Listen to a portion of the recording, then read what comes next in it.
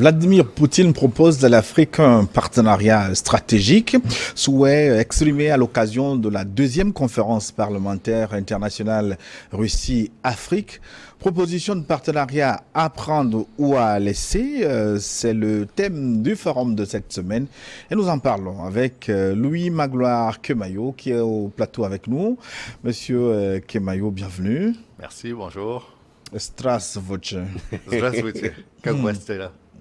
Хорошо. Хорошо. Мне тоже хорошо. Как ты делаешь? Мои делишки? Хорошо. Все в порядке. Спасибо.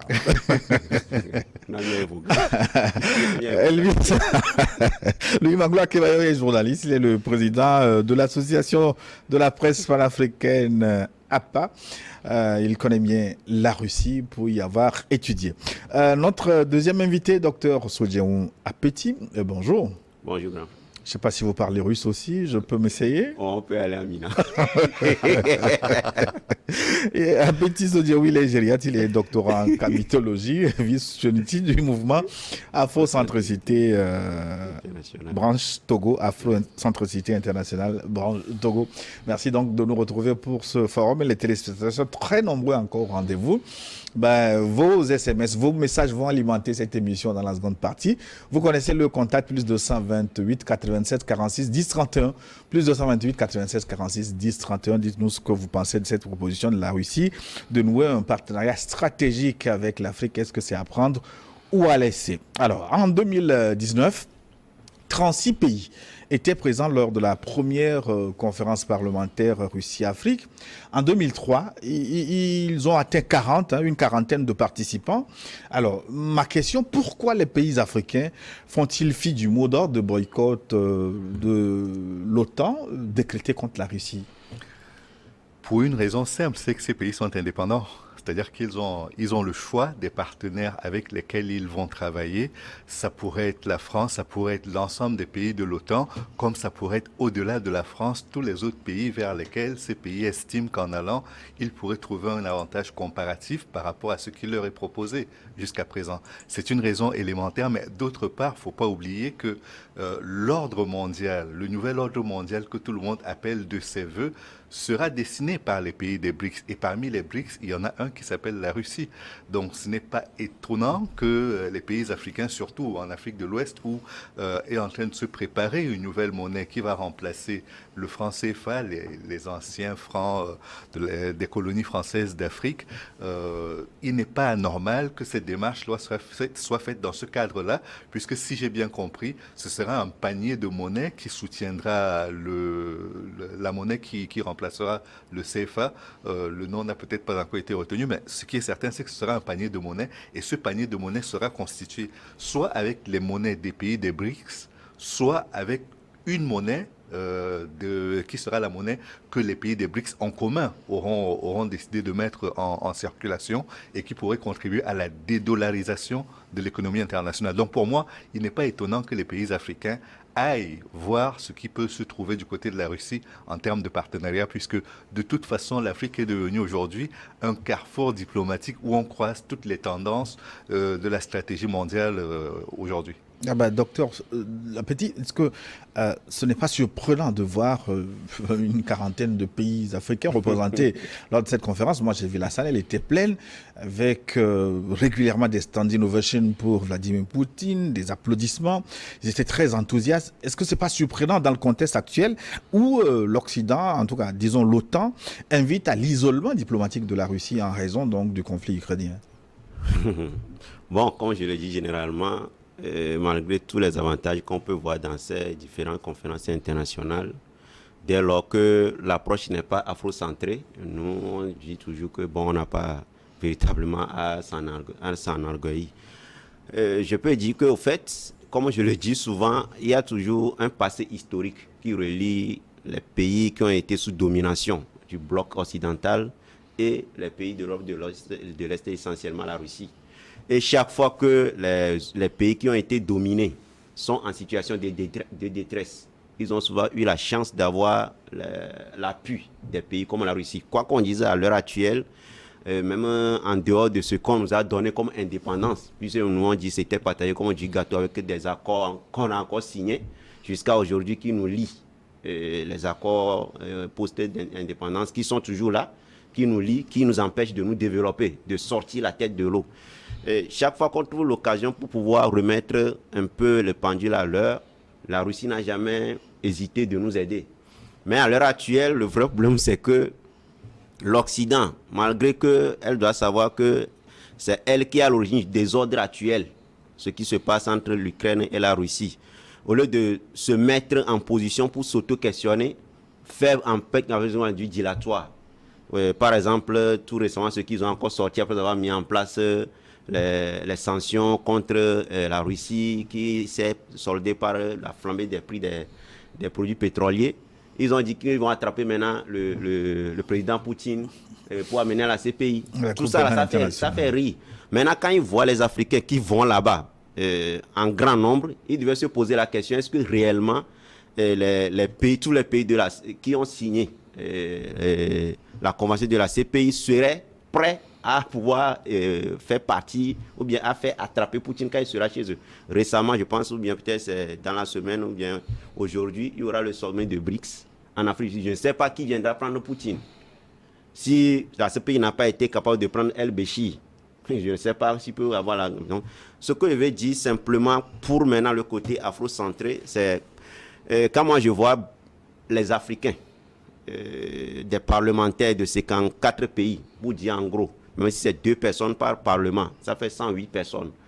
Prendre l'avion, aller rester dans l'hôtel, manger, se déplacer pour aller dans un seul pays, pour moi, c'est une indignation. Aujourd'hui, s'il y a quelqu'un qui doit courtiser les autres, c'est la Russie.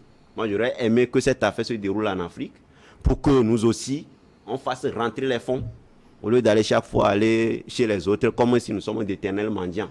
Bref, c'est ce qu'on peut dire. Ce sommet, ça prouve que le monde est quand même multipolaire, quoi qu'on dise, mais d'une nouvelle... c'est encore une nouvelle façon de démontrer que nous ne sommes pas encore puissants et qu'on peut nous trimballer comme on veut, à gauche et tout comme à droite. Louis Magloire Kemayo, votre co-débatteur évoquait tantôt l'inculpation de Vladimir Poutine par la Cour pénale internationale.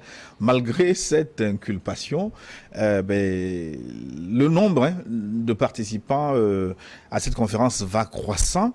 On a dit 36 et maintenant 40. Est-ce que cette croissance peut être interprétée comme un désaveu de la position de l'Occident vis-à-vis de l'Afrique? Non, il ne faut pas raisonner par négation. Parce que si on raisonne par négation, on a l'impression que chaque fois qu'on gagne un kilomètre, on en fait perdre à quelqu'un. Non, ce n'est pas cela. Ce que l'Afrique gagne ne fait rien perdre ni aux États-Unis, ni à la France, et encore moins au bloc de l'OTAN. C'est l'Afrique qui gagne. C'est peut-être la Russie également qui gagne, puisqu'il s'agit de faire des deals gagnant-gagnant. C'est à nos dirigeants de savoir comment ils s'arrangent pour que les deals dans lesquels ils s'engagent soient véritablement bénéfiques, et pour les populations, et pour les économies, et pour la position géostratégique de l'Afrique de façon générale sur la scène internationale. C'est pourquoi j'estime que même dans ce choix qui est fait par moment de dire nous nous alignons plus sur la position de la Russie, de la France ou des États-Unis, évidemment, je partage en grande partie ce que vous dites en estimant que l'Afrique doit d'abord échanger avec elle-même, renforcer les liens entre les pays africains. Quand vous avez un pays comme la Tunisie, dont le président, visiblement isolé par rapport au reste de la population, estime qu'il y a un complot pour que les migrants subsahariens qui arrivent en Tunisie changent l'image de la Tunisie en face d'un pays qui n'est plus musulman et arabe, il y a un problème d'intégration africaine. C'est-à-dire que sur le continent africain, il y a des Africains qui se sentent plus arabes et musulmans qu'ils ne se sentent africains. Ça pose un vrai problème. Ça pose même la question existentielle de savoir est-ce qu'on doit garder tous les pays au sein de l'Union africaine uniquement sur la base de l'appartenance géographique au continent africain.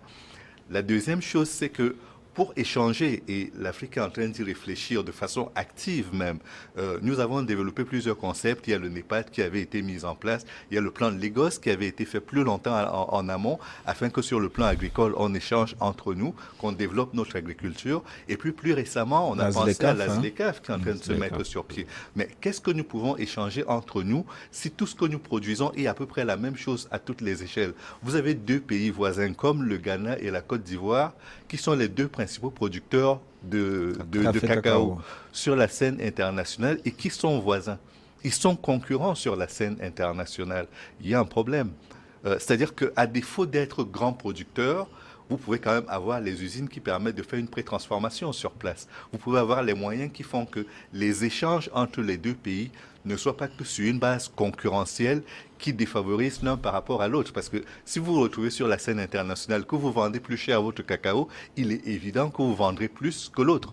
Et que la crise que vous aurez générée chez l'autre, parce que là, pour le coup, quand vous vendez mieux, vous enlevez des parts de marché à l'autre, vous créerez un déséquilibre chez lui qui aura des conséquences chez vous également, sur le plan soit démographique, soit économique. Donc pour moi, aujourd'hui, l'idée, c'est que l'Afrique arrive par elle-même à dépasser ce cap de 15% d'échanges en commerce intra-africain, qui reste quand même un gap très inférieur à ce que l'on retrouve partout ailleurs, où au minimum on est à 60% d'échanges.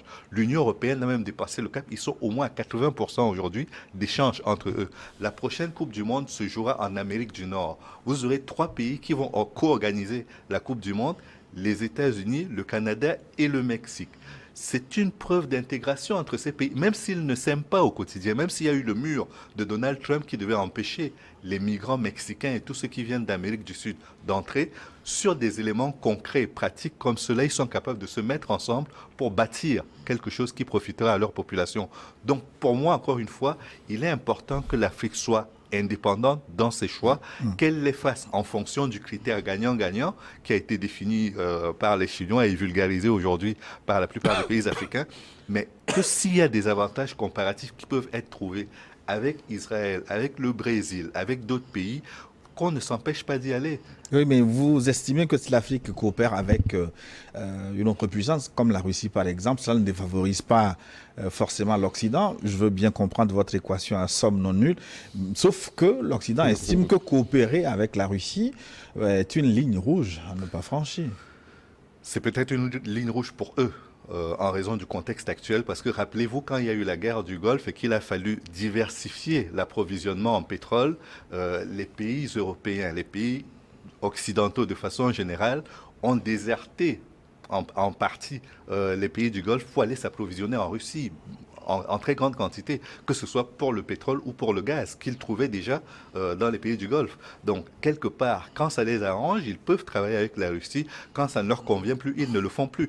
Pourquoi les pays africains devraient s'en priver de cette possibilité? Surtout que certains d'entre eux continuent d'être alimentés par le gaz russe. Il y a beaucoup de productions de la Russie qui aujourd'hui ne sont pas sous sanction des pays de l'OTAN. Docteur? Oui, au fait, c'est ça l'hypocrisie internationale. Et à la fin, c'est les petits qui payent les pots cassés. Comme je le dis souvent, avant de pouvoir parler sur le plan international, il faut exister. Jusqu'à l'heure actuelle, nous n'existons pas. Il faut que les Africains, comme il le disait, s'organisent pour former un continent puissant.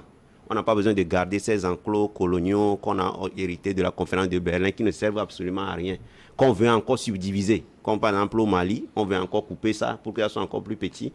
Et avec les conditions qu'on crée entre nous de guerre tribale, tout ça, et que nous aussi, on contribue quand même à alimenter. Comme je le disais tantôt, pour nous, ceux qui pensent que l'Afrique doit reprendre sa puissance d'avant, parce que je vais peut-être profiter pour manger un peu le biscuit d'avance. Dans son discours, il y a question de céréales.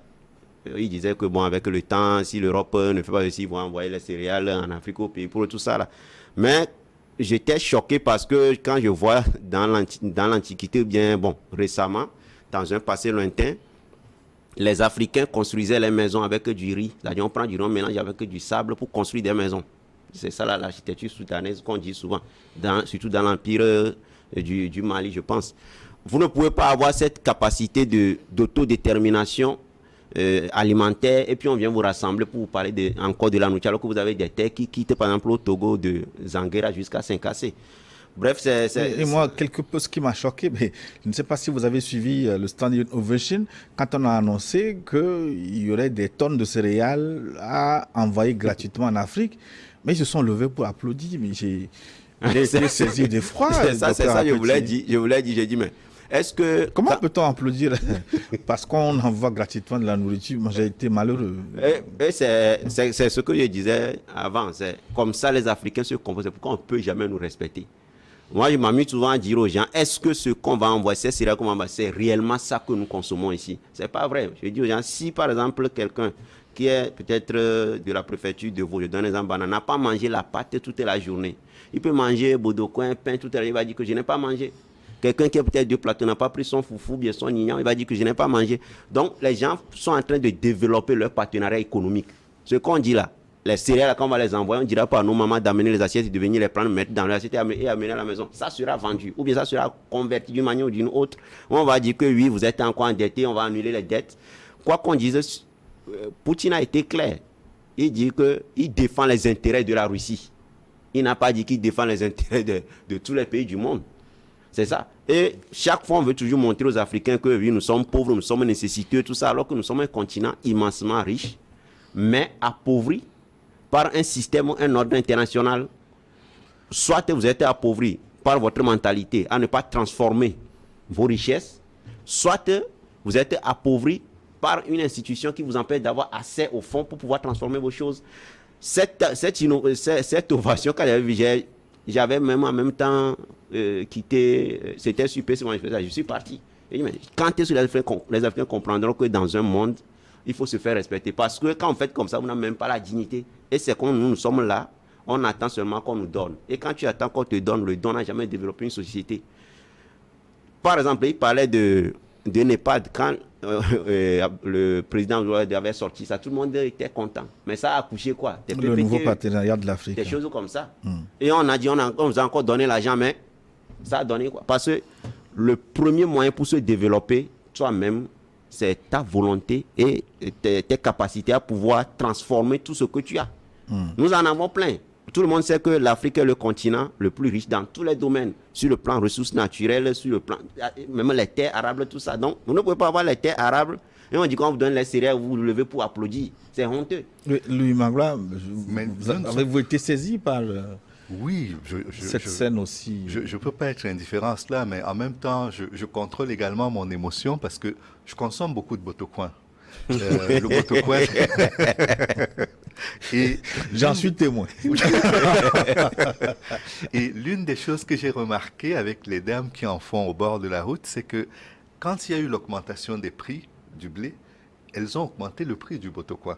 Parce qu'elles disaient qu'elles s'approvisionnent en blé également à l'extérieur. Et si le prix du blé augmente, qu'en plus le prix de l'essence augmente, il est normal qu'elles fassent répercuter cela sur le prix du botocoin.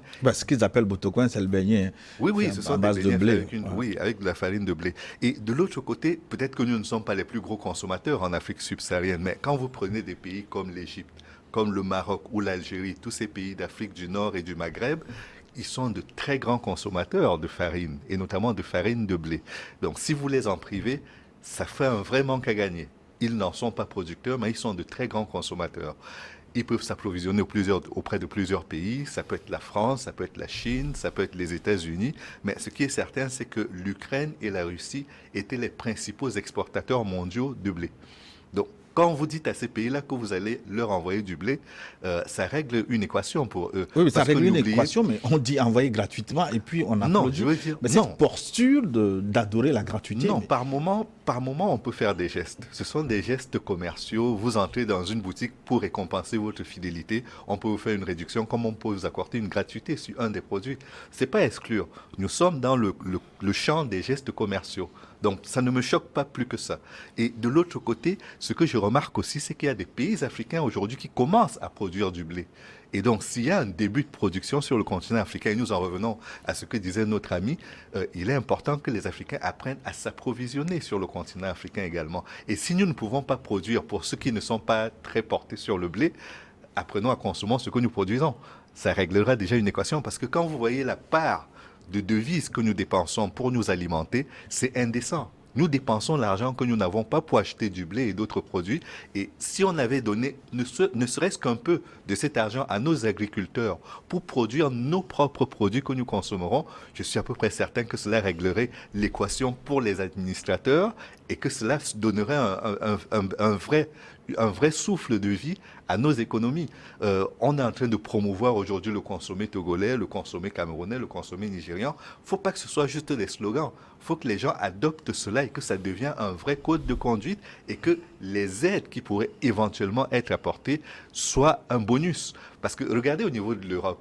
la politique agricole a été quelque chose de très important. C'est très subventionné l'agriculture en Europe. Vous regardez les États-Unis, c'est très subventionné. Il y a très peu d'agriculteurs sur le terrain, c'est mécanisé et c'est soutenu à la fois par l'État et par l'Union européenne. Et quand ils arrivent dans nos pays et qu'ils déversent les mêmes produits, forcément la concurrence est illégale, elle est déloyale.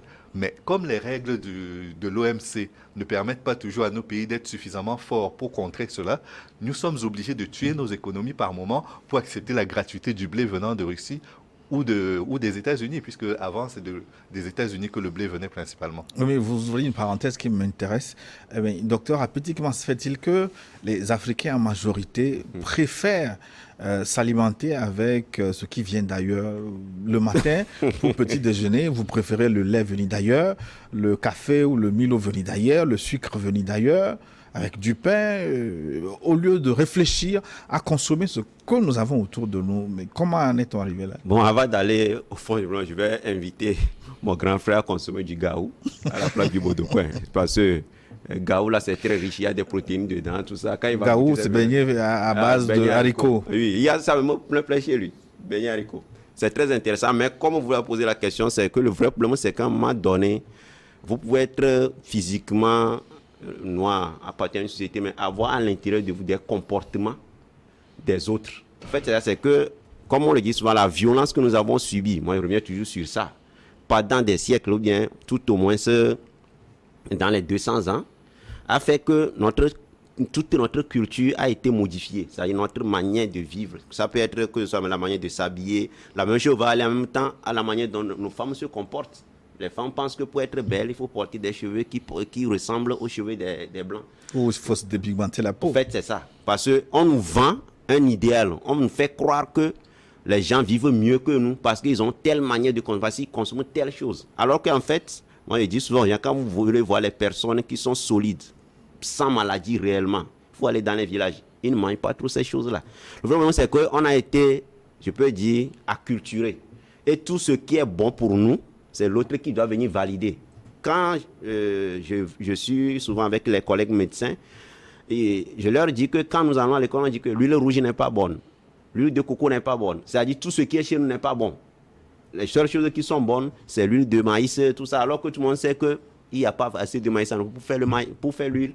Donc, c'est les autres qui définissent ce qu'on doit manger. Étant donné que nous-mêmes, on est extravertis, c'est-à-dire sur le plan physique, métaphysique, tout ça, on voit le monde comme si le centre se trouvait chez ceux qui nous ont dominés. Parce qu'ils ont passé tout le temps à nous inculquer le culte du blanc. Étant donné que, comme je le dis souvent, sur le plan spirituel, celui qui va nous sauver, ceux qui sont peut-être dans l'église, c'est un blanc. Il y a les discours qui changent aujourd'hui, on dit oui, il est noir, tout ça, mais tout le monde sait que ces photos qui circulent partout, c'est un blanc. Ça veut dire que le créateur est blanc. Ce qui fait que tout ce que ces gens disent, chaque fois, on prend ça comme... on a le mythe du blanc salvateur. C'est ce qui s'est passé quand ils ont fait l'ovation à Poutine. Alors que pour moi, en dehors de tout ce que j'accorde à la Russie pour son intervention, pour l'indépendance, tout ça, cette fois-ci, moi, je pense qu'on n'a pas été respecté. On ne nous a pas respecté. Et les Africains doivent savoir que quoi qu'on dise, il faut revenir à la maison, revoir son passé, savoir comment nos ancêtres vivaient. Le blé dont on parle, le blé se produisait réellement en Afrique. Il suffit que ces gens viennent, ils intervertissent un peu les productions, ils nous amènent des choses qu'on ne consomme pas, et puis ils s'en vont produire ça chez eux. Je parlais du riz. C'est récemment qu'on a commencé à produire un peu les riz ici. Sinon, avant, c'est les riz taïwanais, chinois, tout ça qu'on prend. Donc, jusqu'à aujourd'hui, les Africains ne savent pas que pour mieux vivre, il faut être toi-même. Le jour où on comprendra que nous avons une culture, nous avons une histoire, tout ce combat sera arrêté. C'est pourquoi on dit que ce n'est pas un combat de puissance économique, de puissance militaire. Comme je le disais souvent, l'Éthiopie n'a pas besoin d'une grande puissance militaire avant de battre l'Italie à la bataille d'Adwa. C'est une question de dignité, de volonté. Les Africains doivent savoir que tout ce dont tu as besoin pour vivre, c'est ce qu'on appelle écosystème. Quand le créateur te place quelque part là, il met tout là-bas. C'est toi-même qui es extraverti, tu penses que c'est ailleurs. Comme je le dis souvent en matière de santé, vous allez voir des choses qui circulent, on dit complément alimentaire, une plante qui est en Polynésie, comme si le créateur t'a mis au Togo, il prend ta plante, il met en Nouvelle-Polynésie. Et c'est ça que tu vas aller consommer. C'est comme ça, c'est le mythe qui fait que le bonheur est toujours ailleurs. C'est ça aussi que tu peux vendre les terres, prendre 2 millions, dire que tu vas en Europe. C'est déplorable. Oui, je lisais un document en préparant cette émission qui pointe du doigt le mythe dont vous parlez, la représentation de l'Afrique pour les Africains, faite par les institutions internationales, par exemple l'UNICEF, le Programme alimentaire mondial. En tout cas, pour réunir les fonds, ils font de la publicité avec les mauvaises images, les images dégradantes de l'Afrique, ce que le document appelait la pornographie de la pauvreté, comme un facteur qui empêche l'Afrique de se développer. Du coup, l'image que les autres et nous-mêmes nous avons de l'Afrique, c'est une image totalement dévalorisante. Misérabiliste, très clairement, parce que quand on regarde sur la scène internationale, et ce constat ne date pas d'aujourd'hui, c'est depuis les années 70 que le constat a été fait par McTurbo quand il était encore directeur général de l'UNESCO, avec un certain groupe d'intellectuels africains et de dirigeants qui estimaient que l'Afrique souffre de l'image que les médias, les grands médias internationaux projettent d'elle à l'international. C'est-à-dire, si vous vous contentez de regarder l'Afrique telle qu'elle est représentée par les grands médias, par les organisations de charité internationales, vous avez l'impression que vous arrivez en Afrique, vous mourrez tout de suite.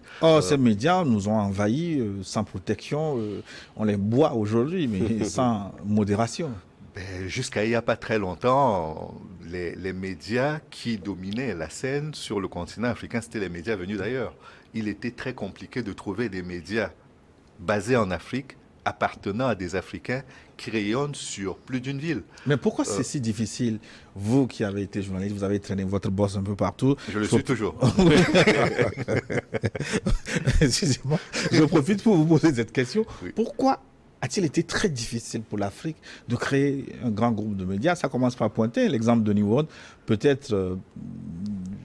c'est parce que l'exemple je ne suis pas très neutre pour parler de ça, mais c'est quand même... Peut-être que moi non plus, je ne le suis pas. Nous sommes tous africains, donc c'est une fierté d'avoir New World. Mais je veux dire, il y a eu une aventure qui a été tentée. Il y a même plusieurs aventures qui ont été tentées.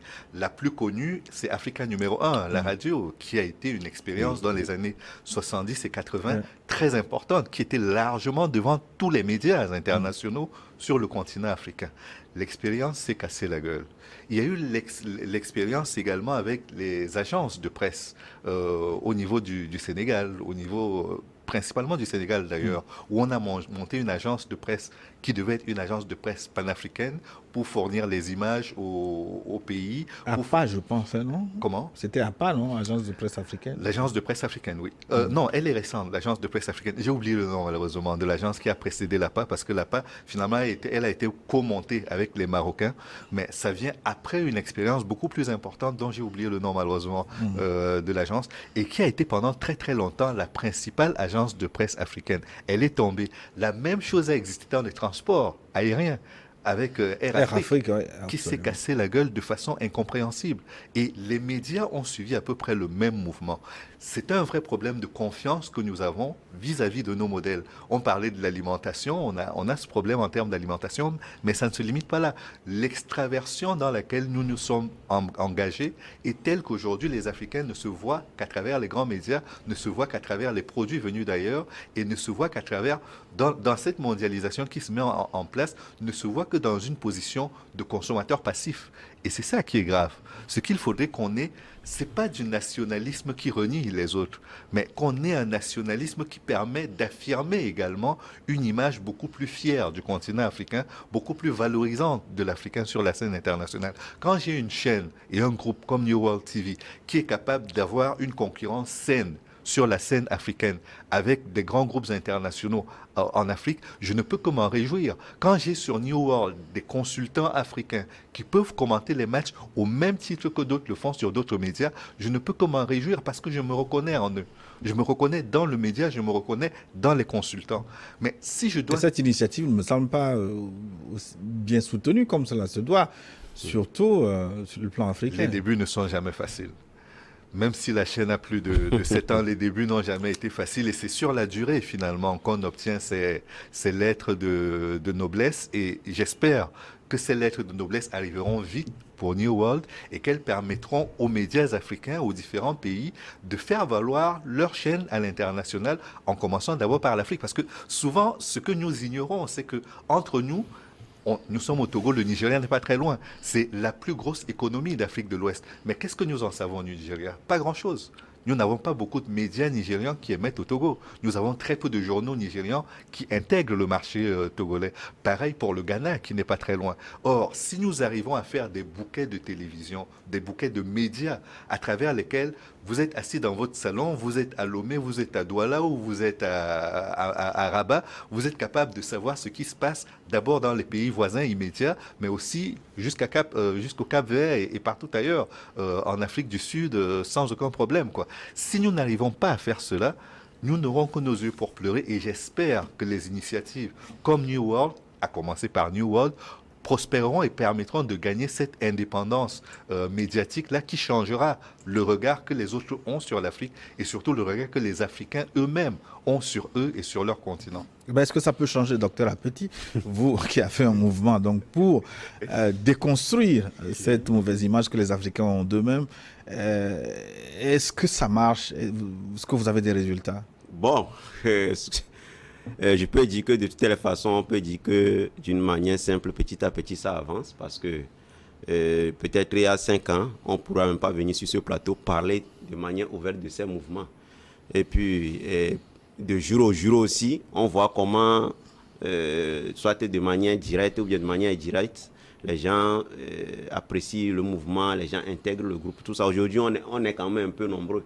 Même s'il y a d'autres qui ne sont pas dans le même mouvement, la dynamique continue. Et de toutes les façons, on doit savoir que tout le monde connaît à peu près la vérité. Donc quand ça sort, on dit que la vérité, quand ça sort, souvent ça choque.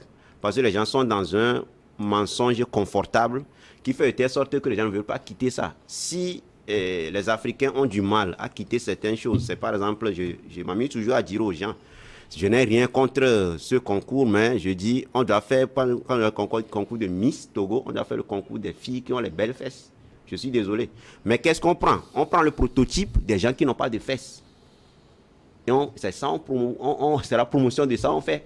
Alors qu'en Afrique, sur le plan anatomique... Les critères de beauté qui nous sont imposés sont des critères occidentaux. C'est ça. Donc, les filles qui ont les teints clairs, qui ont les formes sveltes, pensent qu'elles sont plus belles que celles qui ont les hanches, alors que avoir même la hanche, c'est un critère qui permet même d'accoucher sans souci, parce que vous avez un bassin, l'enfant va bien se développer. Ça, c'est de l'anatomie.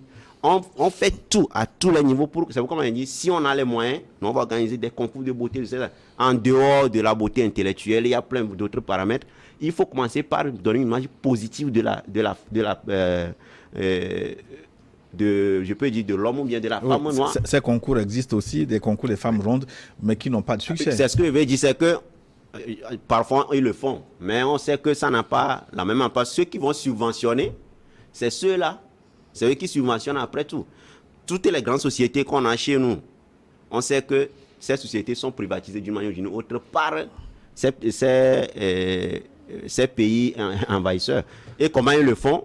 Ils envoient des gens, comme on le dit tout souvent, on envoie quelqu'un, on dit qu'il est expert, alors que peut-être dans son pays, même il ne faut pas grand-chose. Il vous prend un programme, vous prenez, vous essayez de mettre ça en place, et votre société fait faillite. Et ils vont venir maintenant pour racheter. C'est ce qui s'est passé, par exemple, dans la chose de consensus de Washington, là, où on est venu privatiser tout. Notre petite usine de Dacha est partie comme ça dans tout ça. Donc, usine textile de Dacha. Pour que les Africains retrouvent véritablement leur dignité, il faut qu'ils descendent sur terre, écoutent ce que nous, on leur dit. Nous, je dis généralement que ce n'est pas qu'on a quelque chose de particulier à gagner, mais c'est que quand tu sors peut-être tout au moins de la communauté noire, tu vas, essentiellement, tu sais que les gens ne nous respectent pas. On va te respecter, peut-être ils ont besoin de toi pour un service, à part ça, on ne te respecte pas. Personne ne peut voir une personne noire qui porte les cheveux décapotables d'une autre personne. Et puis on va te respecter. Tu peux tout faire, mais on ne va pas te respecter. C'est le rôle que les médias, comme il le disait, les médias comme New World TV, même d'autres sont au Cameroun, doivent commencer par jouer, donner l'image positive. même la musique qu'il faut jouer. Il faut aller prendre les musiques de chez nous. Il y a les musiques dans lesquelles il y a de l'information.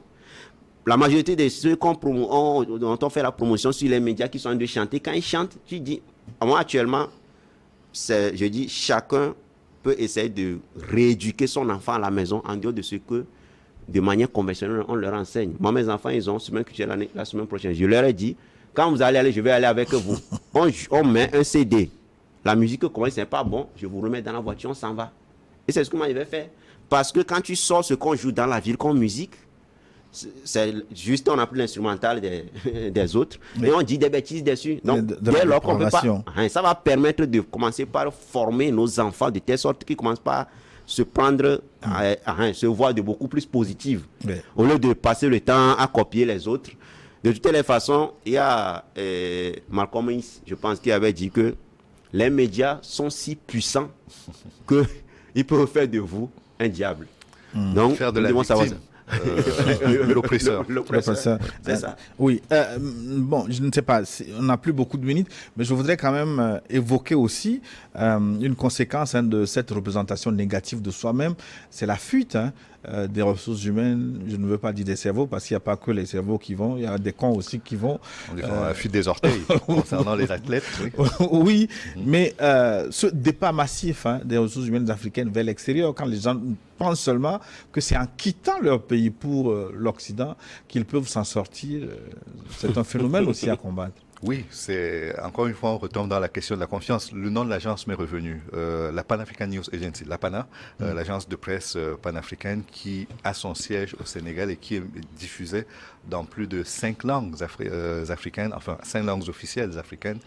Donc, c'est une agence qui a vivoté, qui continue de vivoter. Pourtant, elle était promise à un très bel avenir. Maintenant, parlant de nos compatriotes qui estiment que le bonheur, l'herbe est plus verte ailleurs, ils n'en ont pas le monopole. Le problème, c'est qu'aujourd'hui, vu que l'image du misérabilisme se confond presque avec l'image de l'Afrique, on a l'impression que les Africains sont les seuls qui partent ailleurs. Quand les Britanniques ont décidé de quitter l'Union européenne, c'était pour protester contre plusieurs choses, dont l'une est le fait qu'ils sont envahis par les Européens venant de Pologne, de Roumanie, de France et d'autres pays qui viennent sur leur petite île prendre la place des Britanniques. Donc, les Africains n'ont rien inventé. Les États-Unis ont existé et ont prospéré grâce à l'immigration en provenance d'Europe et aussi un peu par rapport à l'esclavage en provenance d'Afrique qui a permis de développer ce continent-là. Donc l'Afrique n'est pas dans quelque chose d'extraordinaire ou d'anormal par rapport à la marche du monde. Par moment, il peut arriver que les gens estiment que leurs chances de développement dans leur pays sont réduites à néant. C'est leur point de vue. Si elles vont ailleurs et que ça marche, ces personnes-là, tant mieux pour elles. Mais j'estime qu'aujourd'hui, au stade où l'Afrique se trouve, elle a besoin de toutes ses forces vives pour se construire. Et si, sur place, les conditions sont telles que les gens comprennent que non seulement on compte sur eux, mais que leurs efforts sont valorisés, je ne vois pas pourquoi ils vont aller se cailler en Europe ou aux États-Unis pour chercher ce qu'ils peuvent déjà trouver sur place. C'est que les conditions endogènes, parfois... Par moment, elles ne sont pas réunies. Est-ce que c'est par moment, docteur? Mais prenez la ruée vers l'or. Avouons-le.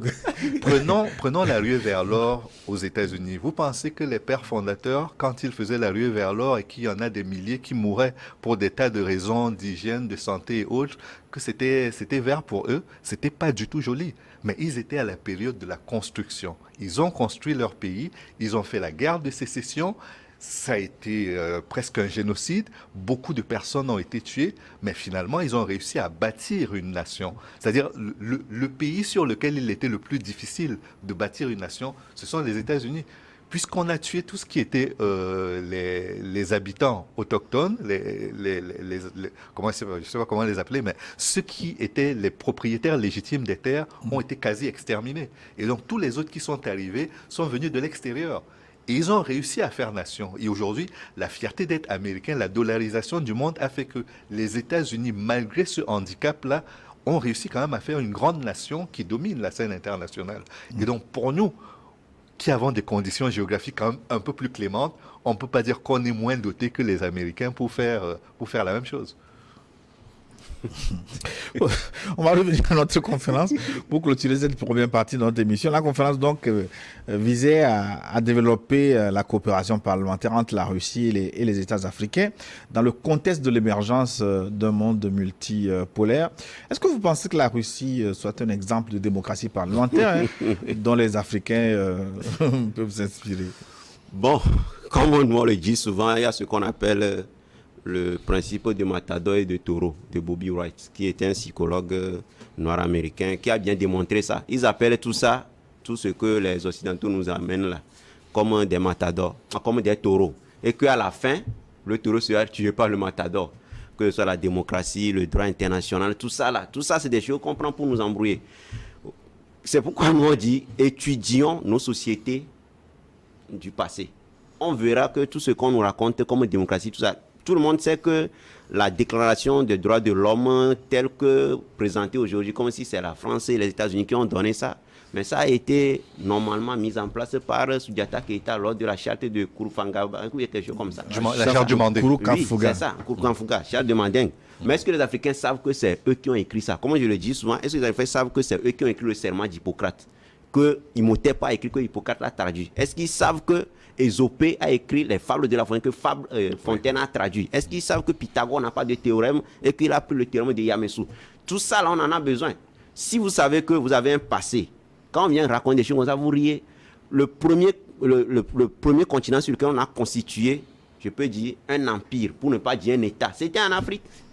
Donc, cette affaire de démocratie, il y a toujours la manière dont on fait la démocratie en Suisse, c'est pas comme ça. On fait ça en Allemagne, c'est pas comme ça. On fait ça en Belgique. Donc, tout est question d'intérêt.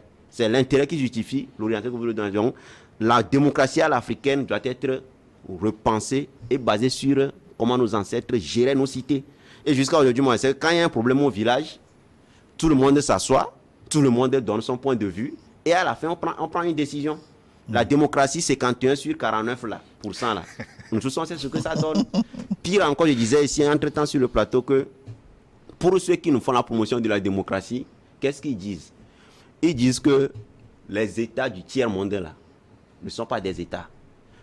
Tout pouvoir qui émane d'eux, c'est-à-dire d'eux, ceux qui ont le monopole de la démocratie, est légitime, quel que soit son mode d'installation. Tout pouvoir qui n'émane pas d'eux est illégitime, quel que soit son mode d'installation. Ça veut dire que, comme je le dis souvent, si vous êtes par exemple dans un pays, vous avez un chef d'État qui fait la dictature, si c'est eux qui ont placé, c'est légitime, ça veut dire que, je ne vais pas dire démocratie, je ne sais pas.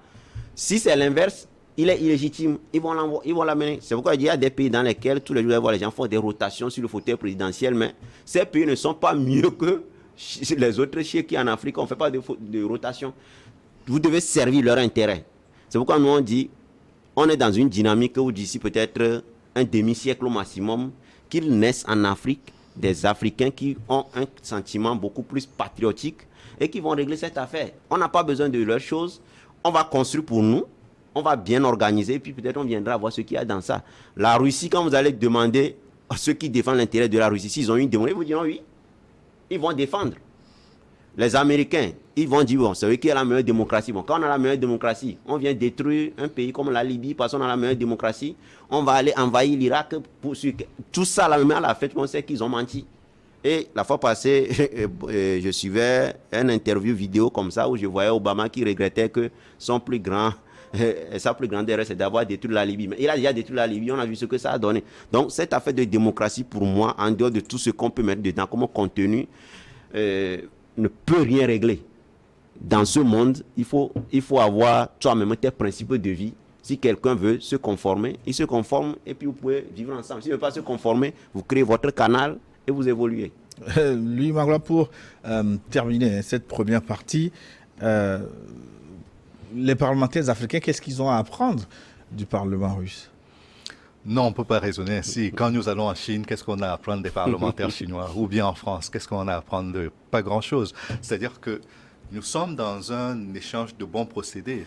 Nous sommes dans les relations internationales. Il est normal qu'il y ait des mouvements de de personnes, y compris des autorités, pour échanger sur les grands sujets d'intérêt international.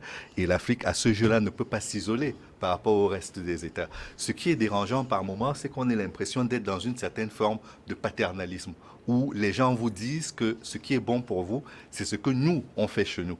À partir de là, on n'est plus dans ce relativisme qui permettrait de dire nous ne sommes que des êtres humains et ce qui se fait dans votre pays, si vous êtes à l'aise avec, ça vous regarde. Nous, on n'a pas de point de vue là-dessus. Nous ne sommes que des visiteurs ou des observateurs extérieurs. Vous gérez votre pays comme vous l'entendez. Parce que je n'ai pas entendu un seul pays africain dire la réforme des retraites en France se fait quand même dans un climat qui n'est pas tout à fait correct. On va organiser des rencontres entre les syndicats, le gouvernement et les manifestants. Je n'ai pas entendu cela. Et je n'ai pas non plus entendu les Africains se prononcer sur l'attitude de Bolsonaro par rapport à l'élection au Brésil ou bien par rapport à l'attitude de Donald Trump aux États-Unis. Donc, ce que je veux dire, c'est que... Ça commence pas à venir. J'ai écouté l'Iran demander, inviter Macron à écouter les manifestants. L'Iran n'est pas sur le continent africain. Ils disent que ça commence pas à venir. Donc, ce que je veux dire, c'est que nous sommes dans une dynamique qui est celle de la construction d'un nouvel ordre mondial. Et ce nouvel ordre mondial se fait également dans le respect du mode de vie des autres. Si les États-Unis avaient tant de mal que ça avec les pays où il n'y a pas de démocratie, c'est pas eux qui auraient basé leur monnaie sur le pétrole. Quand on parle aujourd'hui de pétrodollar, c'est que le commerce international a été bâti sur le fait que l'industrie automobile portée par le pétrole, vous ne pouvez pas acheter du pétrole si vous n'avez pas de dollar.